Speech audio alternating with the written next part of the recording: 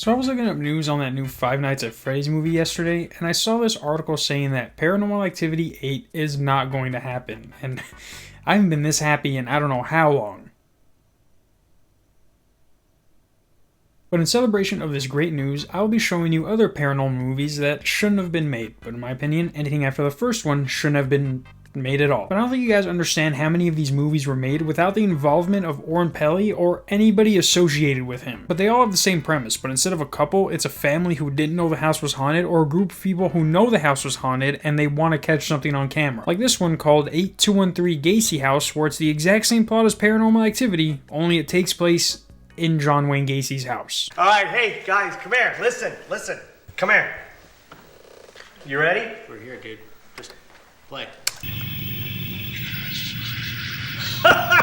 There are also many parodies that came out, but those don't count because those were meant to be bad. But when you make a movie called Paranormal Calamity and someone describes it as Paranormal Activity with softcore porn, I might just have to check you out.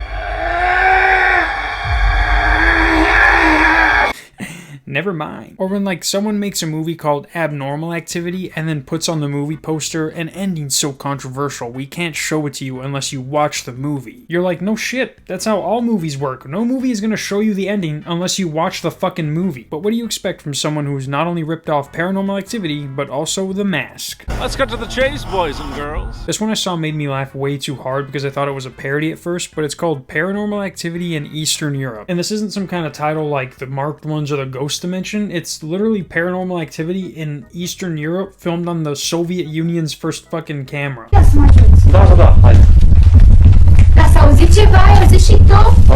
we're not done yet, because along with Paranormal Activity Tokyo Night, which again has nothing to do with the original other than being based off of it, we have Paranormal Phenomenon Ichnian-san. That's right, I know my fucking Chinese. And yeah, I know we took some of their movies, but at least we took their good ones. Imagine if foreign countries only made foreign remakes of our bad movies. Can you imagine an Asian Jack and Jill?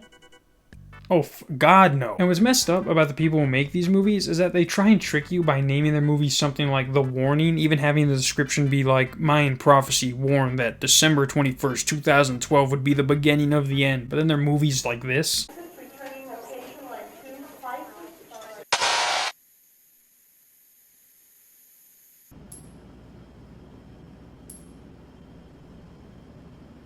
These people also like to use addresses in their title to throw you off. Like, along with that 8213 Gacy House, there's 388 Arletta Avenue, which, by the way, is filmed on a fucking fisheye lens. Who likes the oldies?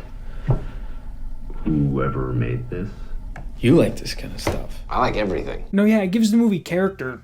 Yeah, the character of Lenny from Of Mice and Men. There are really bad ones that are literally just people with a camera thinking they can make a movie. Like Factory of Paranormal, which is probably the worst one I wish I never knew about. I'll be honest, I don't really believe in these kind of things. I think it'll be fun to do it and just see what happens, but I'm not really expecting to find anything, but hopefully for Carrie's sake, something will happen. Yeah, Vanessa, this is where we differ a little bit. So she's trying to debunk my theory of finding anything, whereas Just a little bit.